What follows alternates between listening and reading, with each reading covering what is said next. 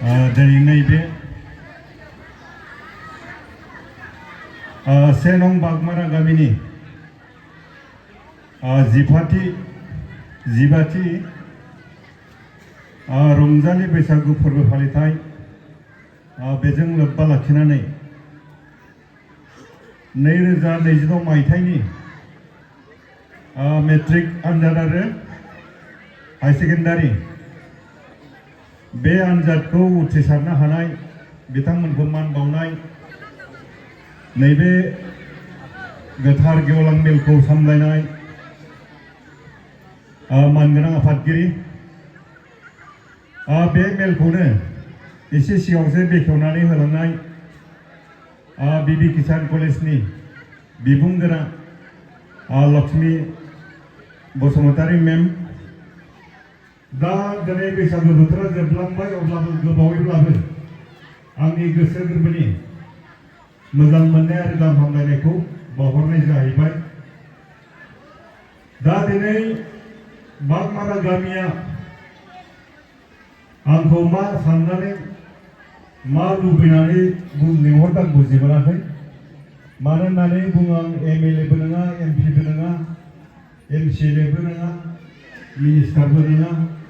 MLA जानायबा minister जानायबा बै नोंथांमोननि बाथौ न'नि आद्रा जाना थानाय खामानिखौ मावनो थाखाय 15 लाख रां बायना होनो हागौ। दा खोथाया आं मिनिस्टारबो नङा जाहैबाय ना। दा जियानो जा माब्लाबा जुदि हामबो जाफ्लांबायोब्ला होलांनोसै। दा जियानो जा गोजोननाय मोनो। बेखेवगिरि मेडामा जिखिनि बाथ्रा बुंलांबाय आं सानदों माबा मोनसे आद्रा दंबावो होनना आं सानाखै। जियानो जा बैसागु बोथोर जों बर'फ्रा हिन्जावफोरखौ माइनाव होननानै सानना लानाय जायो। दा नाथाय हिन्जावफोरा आथिखालाव बेसेबां माइनाव जानानै दङ। बेयाव थानाय आइजोफोरा दाख्लैबावै बैसागुआव गावबा गावनि हौवाखौ साबैसे खुलुमफोरनि आखाइ सोंनाय सासे सानै बारा खुलुमाखै।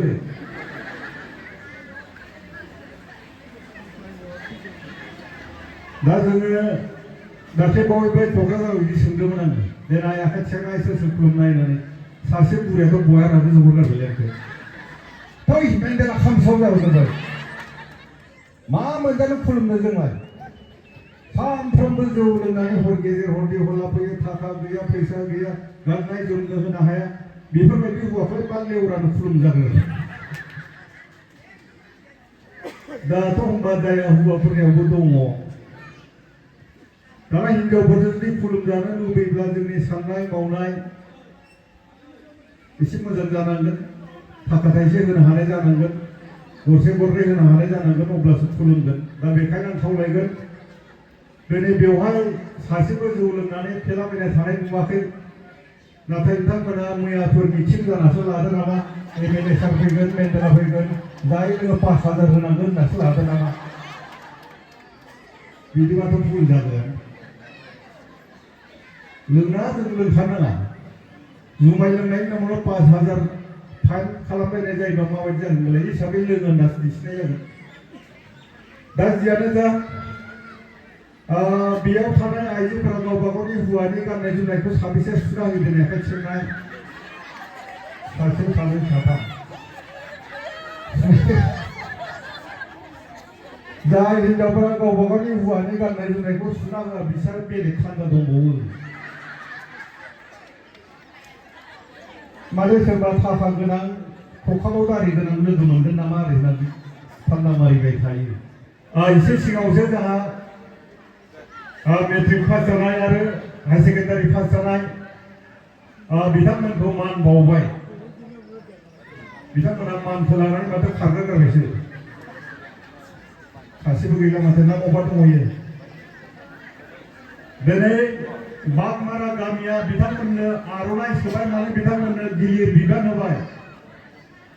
दिनैनिफ्राय बिथांमोनहा गिलिर बिबान रुजुननांबाय।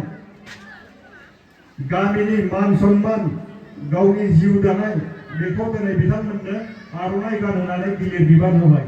बेखौ बिथांमोननो जिउ दानायाव माबा मोनसे जाफुंसारनो हाथों बेखौ नोजोर बोनानैसो बे आर'नाइ फालिखौ होनाय जादों। दा बेखायनो बिथांमोना गोसो होनानै गावनि थांखिखौ मोनफुंनो थाखाय जाफुंहोनो थाखाय नाजानांगोन। दिनै बिथांमोना सोरबा 90% लादों, सोरबा 77% लादों, सोरबा जायफोरा थार्डआव सेकेन्डआव पास जादों बिथांमोना 50-55 बोरै मोनदों, जायफोरा थार्डआव जों बिथांमोना 46 मोनदों, 45 बेल' मोनदों। दा जियानो जा दिनै जों नुबाय दिनैनि दिनाव मार्कजों क्वालिटिखौ जों रुजुनो हाया। मानो होननानै जों सासे फोरोंगिरि जों बुजियो, जों मिथियो। दिनै जायफोरा 90% मोनदों, 91% मोनदों, दा बिथांमोना दिनै मोजां कलेजाव जुदि एडमिसन लानांगौबा एन्ट्रेन्स लिरनांगोन। दिनै बिथांमोना बे एन्ट्रेन्सआव पास खालामनो हागोन ना हाया? 90-91 बिदि लानो हादों माने एन्ट्रेन्सआव पास खालामनो हानांगोन। नाथाय जुदि एन्ट्रेन्सखौनो पास खालामनो हायाब्ला जों बुजिगोन बिथांमोना क्वालिटिखौ मोननो हायाखै। दाना बेखायनो जों दिनै गभर्नमेन्टखौ नुबाय, गभर्नमेन्टनोबो मा नाङा, क्वालिटि नाङा, क्वान्टिटिल' नांगौ, क्वान्टिटिल' नांगौ। पास जानाय बिबाङा बुरजा जाबानो जायो, नों खुदिया क्वालिटि मोनो ना मोना बेजों गभर्नमेन्टआ सोमोन्दो गैया। दा बेखायनो दिनै आं खावलायगोन, दिनै जों नुबाय फरायसालियाव जेब्ला मेट्रिक परीक्षा जागोन, जेब्ला हाई सेकेन्डारि परीक्षा जागोन, परीक्षा जोबनायनि उनाव जुदि लेट्रिनाव इउरिनाव जुदि नाहैयोब्ला बस्थाथाम मोनबोगोन। दाना बिदि जुदि मोनबोयोब्ला बेनिफ्राय जों मा क्वालिटि लानो हागोन, मा क्वालिटि साननो हागोन? दा बेखायनो आं खावलायगोन बिमा बिफाफोरा गावनि गथ'खौ एसे नोजोर होगोन। दिनै बेवहाय जायफोरा मेट्रिक पास जाबाय,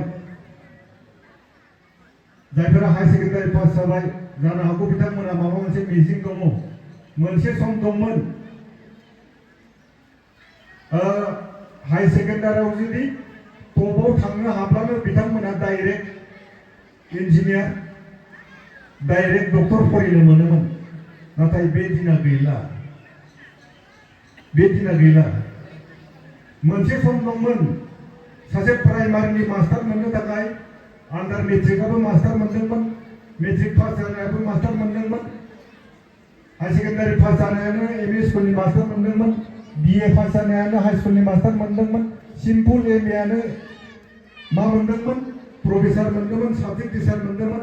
नाथाय बे दिना गैला। ओरैबायदि राफ एन्ड टाफ जाबाय दिनैनि दिनाव। मा फरायोब्ला मा मोनो, बबेजों थांबा मा मोनो, गावबागाव लामा दंखासै। खाफालाव मा जायो जाथोंलै होननाया बे समा गैला। माबा मोनसे मोनहैगोन होननाय बे समा गैला। माबा मोनसे जानो थाखाय माबा मोनसे लामा दंखासै। दिनै नोंथांमोना मिथिगौ मोनसे सम दंमोन प्राइमारिफोरा मामोन, हारसिंमोन। दिनैनि दिनाव प्राइमारियाबो ME जों एमएलग्रेसन जाबाय, ME स्कुला हाई स्कुलजों एमएलग्रेसन जाबाय, हाई स्कुला हाई सेकेन्डारिजों एमएलग्रेसन जाबाय। जायनि जाहोनाव दिनै प्राइमारिनि मास्टार मोननांगौब्लाबो BA पास नांगौ, ME स्कुलनि मास्टार मोननोब्लाबो BA पास नांसिगौ, हाई स्कुल मास्टार मोननोबा MA पास नांसिगौ। दिनैनि दिनाव जोबोद गोब्राब जाबाय। दिनै बेयाव गामियाव दङ हाई सेकेन्डारि पास जानाय दङ, जायफोरा साइन्सआव पास जाबाय। दाना साइन्सआव पास जानायफोरा दिनै गोनो गोथो जागोन। माबायदि गोनो गोथो? हाई सेकेन्डारि साइन्सखौ पास खालामबाय ना मा फरायनो, बबे लामाजों थांनो, मा फरायनो? दाना बिसोरो जायफोरा साइन्सआव फरायो बियो गोनो गोथो जायो। दा दिनै बेयाव थानाय बिमा बिफाफोरा बुजिनांसिगोन मा फरायोब्ला मा जायो। एसे गोरों गोरोंफ्राथ' मालाय मिथिखागौ मा फरायनांगौ, बबे थांबा मा जायो। दा नाथाय बे बाथ्राखौ बिमा बिफाफ्रासो मिथिनांसिगौ, बिमा बिफाफ्रा।